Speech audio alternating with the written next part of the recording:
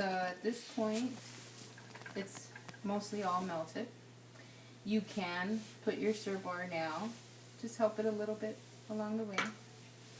Okay, careful with the splash. I didn't get any on me. Oh, okay, maybe a little bit there.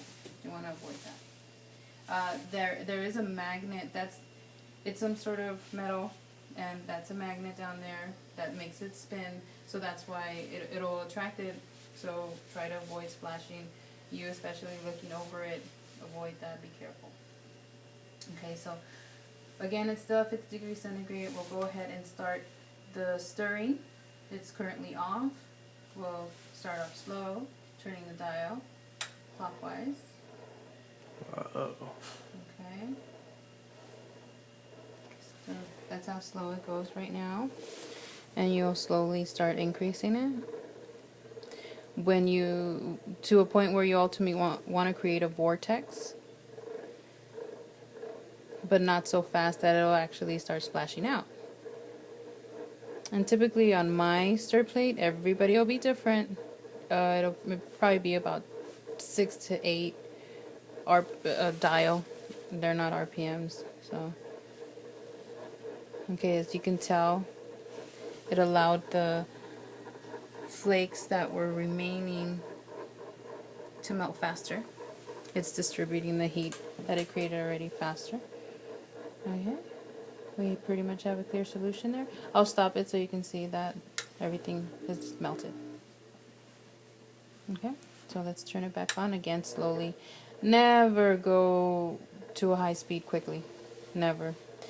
You will lose control of your bar. It'll start jumping up and down. It'll splash. You'll make a mess. So why are you still stirring it? There we go. We're going to create a vortex so that we can start pouring in our titrated powder mixture. Okay, and that will allow for it to disperse evenly into the melted base. So here we go. Let's increase a little bit more. Okay, if you move your beaker slightly, right now you hear that noise. It might be hitting some of the wall, or you can uncentered. You hear that? Move it a little. That's centered. So now, see the vortex is being created right there? Okay, little tornado.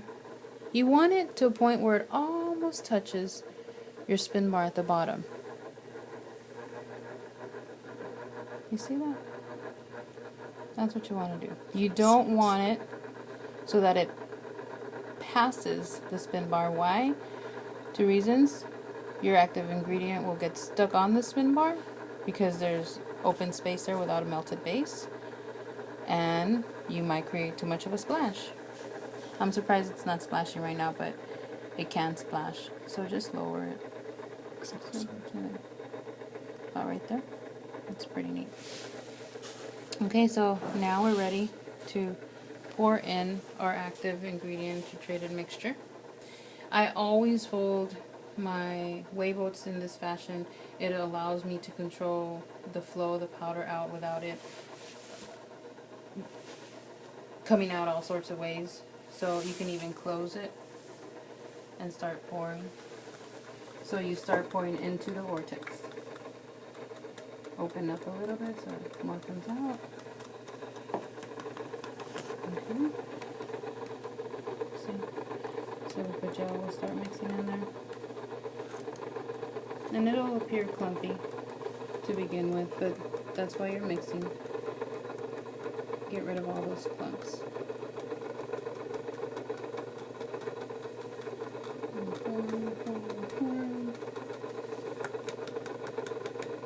Always slowly like this. It's always the best way. If you pour in too fast, the clumps will be too big to a point where they might not even disperse properly. And I keep saying disperse only because some of these won't dissolve. So what do you do with those? That's the reason why you need silica gel in here. Because when they don't dissolve, you just want them to be dispersed properly so that the active ingredient is still in there evenly. Okay? So there you have it. Can you just turn it faster? You can, but again, try to avoid the splashing. And getting below this.